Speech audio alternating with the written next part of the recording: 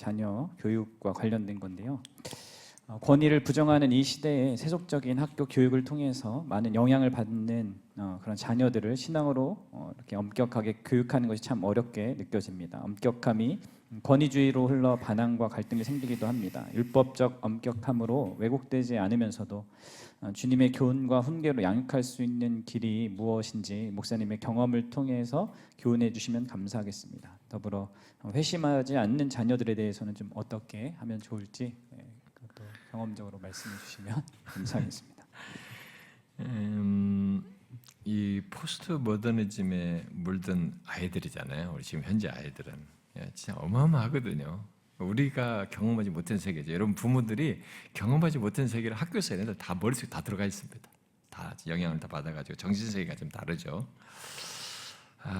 그냥 상대적인, 그러니까 아주 기본적인 구조 자체, 사고 방식이 상대주의예요.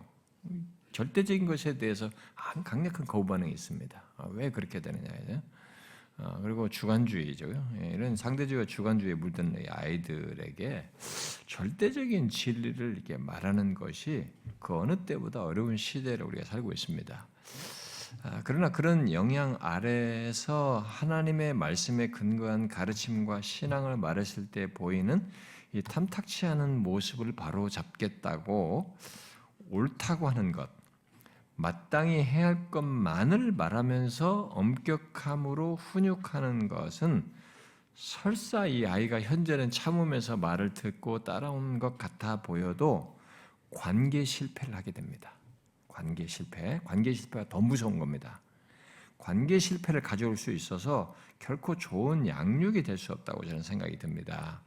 그런데 이 질문자가 율법적인 엄격함으로 왜곡하지 않으면서도 주님의 교육과 훈계로 양육할 수 있는 길이 무엇이냐고 이제 저의 경험을 통해서 물으셨는데, 아마 이렇게 물은 것은 성경이 말해줘도 그것을 구체적으로 적용하는데 현실적으로 난감하고 어려움이 있어서만 물은 것 같습니다.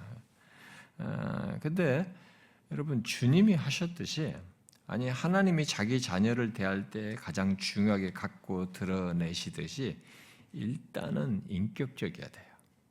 이 단어가 익숙하지만은 행실로 실제로 자녀와의 관계 속에서 굉장히 인격적이어야 됩니다. 아무리 말을 안 듣고 속썩이고 힘들게 해도 그걸 지켜야 됩니다. 비인격적이고 일방적이어서 자녀와 신뢰가 깨지면 소통의 끈이 끊어져요.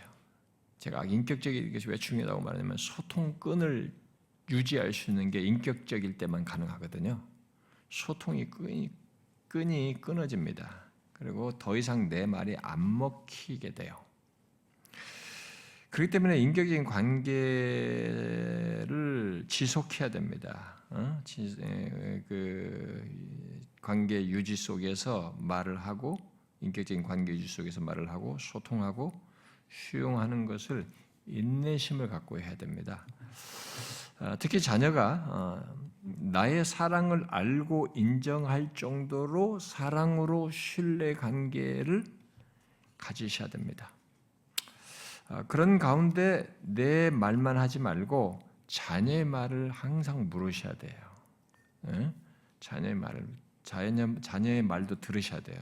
그리고 자녀 말을 듣고 그 가운데서 자녀도 내 말을 들을 수 있는 이 관계 형성, 대화가 그런 식으로 진행하는 것을 자꾸 가지셔야 됩니다. 내 말만 들으라 이게 아니라 네 말도 내가 들어주는 것 속에서 얘도 내 말을 듣는 이런 관계를 가지셔야 된다고 저는 생각합니다. 그리고 자녀가 가진 어떤 모습과 상태 문제에 대해서 자녀의 생각을 좀 물으시는 게 좋아요. 잘못한 것이랄지라도 네가 왜 이렇게 했지? 왜 했냐? 이거 왜 이렇게 어떠냐? 그래서 듣는 것부터 먼저 하셔라. 내가 말하는 것부터 하지 말고, 그러면은 대화가 다 막힌다는 거죠. 얘가 마음을 안 열기 때문에 하지 말고 듣는 것부터 하셔라.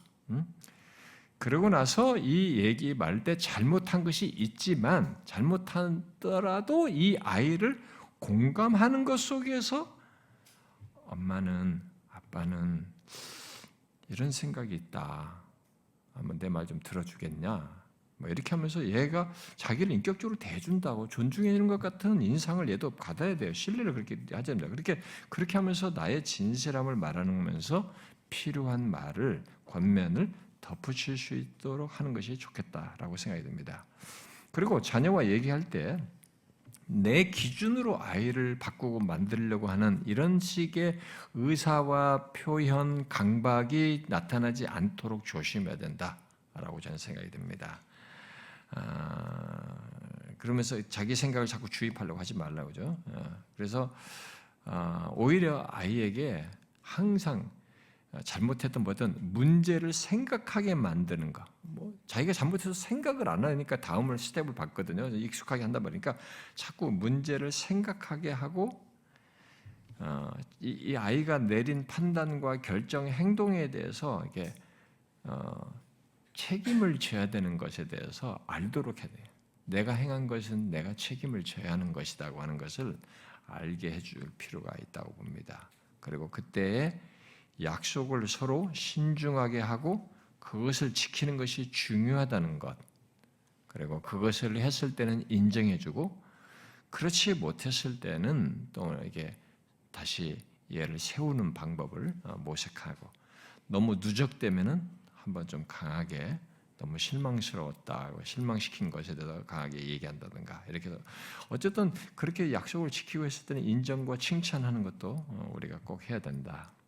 그리고 부모는 우리의 자녀들이 이런 것을 지금 이런 뭐 말하면서 한 것을 잘할 수 있도록 돕는 사람이라는 생각을 하셔야 됩니다. 막 그냥 짓눌러 가지고 하게 만드는 사람이 아니고 돕는 사람이다. 그러면서 이 아이가 이제 무너지지 않도록 돕고 잘 인내하며 가도록 돕는 역할을 해야 된다. 오히려 아이가 바르게 판단해서 행하도록 잘 돕고, 그래야지 내 욕심을 얘에게 투사시켜서 욕심을 반영해서 하도록 만드는 이런 시도는 별로 바르지도 않다. 아이도 다 알거든요. 이게 잔소리야, 보나마나 맨날 우리 엄마의 요구야, 아빠의 막 자기 욕심이지 뭐 조금만 크면 다 그렇게 말하거든요. 그 뻔히 드러날 일을 하지 말라는 겁니다. 무시하면 안 돼요. 아이들 다 압니다. 그렇게 하지 말고. 그 다음 여기 회심치 않은 아이에 대해서 물었는데, 일단 우리는 끝없이 자녀의 회심을 위해서 기도를 해야 됩니다. 왜 그렇습니까? 이 회심 문제는 우리가 아무리 뭐 이런 방법 저런 쓴다고 회심하는 게 아니니까요. 하나님께서 하셔야 할 은혜 영역이기 때문에 하나님의 은혜를 구하면서 회심을 위해서 아이들 구해야 됩니다. 저는 이 아이의 이 회심을 위해서 하루도 빠지지 않고 기도했습니다. 오랜 세월 동안 우리 아이를 하루도 안 뺐습니다. 혹시 빠뜨릴까봐 식사 주셔서 감사합니다라고 해놓고 아이의 회심을 위해서 기도하기도 했습니다. 그래서 매일 내가 하루도 안 빠뜨렸어요. 회심을 위해서 여러분들이 기도를 하셔야 됩니다. 여러분 아우구스티누스 엄마도 뭐 30년이나 자식을 위해서 기도했다는데, 뭐 어쨌든 우리가 회심을 위해서 일단은 기도를 하는 게 우선이에요. 그런데 하나님이 그 일을 자녀의 반응 속에서 하시니까 그런 은혜의 방편을 말씀이죠. 하나님께서 회심을 시킬 때 거듭나게 하시는 것이 말씀의 방편으로 하시잖아요. 그러니까 이 말씀을 듣는 자리에 이 아이가 있도록 인격적으로 이렇게 이끌어야 된다고 저는 봅니다. 이것이 그 마지막 유지할 수 있는 길이거든요. 근데 이게 이제 강박으로 하면 안 돼요. 막 억지로 하면 안 된단 말이에요. 그래서 제가 어려서부터 이걸 아이들에게 하도록 하기 위해서 일찍부터 제가 아이들에게 어른 예배 좀 물론 중고등부 다 참여하는 건 기본 참여하는데 어른 예배 참여하는 걸 좀 시키고 싶어가지고 한 2, 3년 뒤의 것을 미리 내가 약속을 해서 우리 아이 첫 번째 아이는 야, 이제 너 중학생 되면은 어른 예배 가면 좋겠다. 초등학교 한 4학년 때 얘기하세요. 뭐 그때는 알았어요. 약속을 쉽게 하거든요, 아이들이. 근데 그 약속을 이미 확실하게 한 것을 자꾸 리마인드를 시켰던 이제 5학년 됐을 때 6학년 됐을 때, 그러니까 6학년 때는 알았어요. 좀 말이 좀 무거워지긴 하지만 알았어요 한단 말이에요. 중학교 때부터 탁 계속 했습니다. 그러니까 이제 이거 먼저 얘를 성공했기 때문에 둘째 아이는 이제 너도 이제 그렇게 하는 거다. 오늘은 할 수 있지. 얘도 미리 내가 초등학교 때 했기 때문에 자기도 뭐 알았다 했단 말이에요. 그냥 했어요. 근데 이제 뭐 중학교 때부터 이제 어른 예배 왔단 말이에요. 힘들죠. 네. 근데 우리 아이는 이제 그 사이에 중고등학교 사이에 회심을 했고, 우리 아이는 대학생이 될 때까지 회심을 안 했으니까 대학생 4학년 때까지 3학년 때까지 그때까지 회심을 안고 이 본당에 있으니 얼마나 어렵겠습니까? 가지고 이 기둥 뒤에 나 안 보이게 앉기도 하고 막 얼마나 애를 쓰는 거죠. 자기는 아빠한테 안 보이게 하려고 막 졸리고 하는데도 막 그렇게 했잖아요.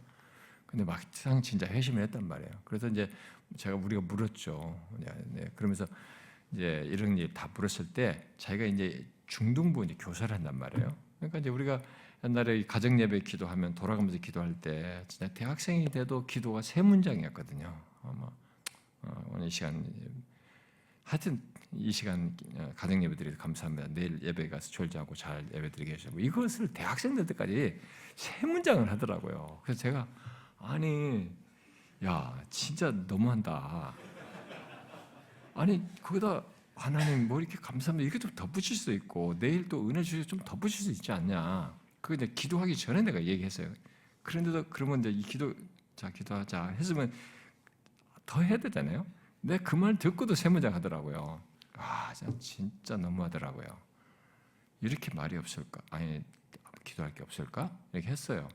근데 이제 회심을 했잖아요. 지금은 울면서 기도해요. 중등부 아이들을 위해서. 중등부 아이들이 그러니까 자기가 이제 자기 시절이 중등부 아이들 그대로 있는 거예요. 얘가 그러면서 자기가 얘기하는 겁니다. 자기가 회심할 수 있었던 것은 이 은혜의 자리에 말씀을 듣는 자리에 여전히 있었기 때문에 자기가 됐다는 거예요. 그게 탁탁탁탁 누적됐대요. 수련회 때도 탁 가서도 수련회 말씀 가서도 이렇게 막 누적됐고, 근데 그때도 약간 살아났고, 그래야지 하고 또 자극이 됐고 하나님께 향하는 게 있었고, 근데 명확치 않았고 자기는 그렇지만 또 쓰였지만은 또 다시 그 있었고 이게 누적되고 계속 그러다가 이제 마침내 그 타임이 왔었다는 거죠. 그러니까 이게 자기가 회심할 수 있었던 것은 말씀을 듣는 자리에 지속적으로 있었기 때문에 자기가 회심했다 이런 얘기를 하거든요. 그건 맞는 얘기입니다. 성경이 그렇잖아요. 말씀을 들으면서 우리가 믿음도 생기고 말이죠. 은혜 거듭남도 말씀을 통해서 있기 때문에 이게 있어야 된단 말이에요. 그래서 얘를 어쨌든 일찍부터라도 인격적인 방법으로 제가 썼던 방식으로든지 이때부터 이렇게 하면 좋겠다 이렇게 해서 이 아이들을 말씀을 듣는 자리에 있도록 해서 하나님께서 은혜를 주시도록 이끄는 것이 한 방법이게 아니라 우리가 뭐 만들 수 있는 건 아니니까 하나님의 역사를 그렇게 기대해야 되지 않나 이 생각이 듭니다.